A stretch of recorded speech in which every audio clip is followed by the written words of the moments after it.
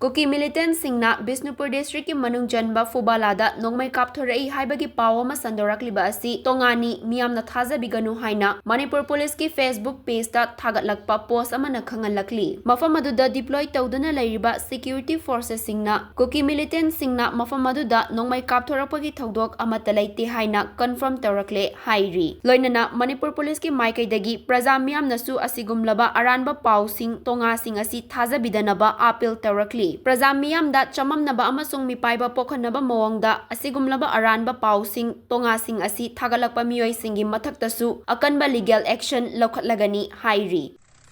mayamna Phubala da irang thoe nongmai kapi habe ma wapam khara thorakpasi yamna phatte maramdi aikoi hujik maningda kaduna loksing ubai thabasi yam kan chathari aikoi baising asaidagi sileibane ibai hujik Sada nung may makon tagi balay mo na. Tadi ato ni phone may am tawre na kapte makolam na tadi. Ay je dum pung kun mari je lau kita dum na rabani. Ara madu ki thabak to kaim ta tok di na phone da dum loi na hai ki bani. To buting sa sa thau phun badagi silencer pipe wagi water supply dagi na thong koi Phubala kunjin gi da silencer gari mset silencer pipe ya da bagi. Makol ani gumba di thoe asi natan thok kan da Phubala da gari gumba matagi irang thuk poising late hai kirin ma khongbok thabak su jidro loi le su dro mi thabak lone suri loi suri keno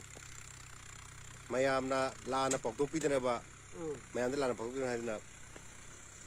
sipajing taraga nunga ga ro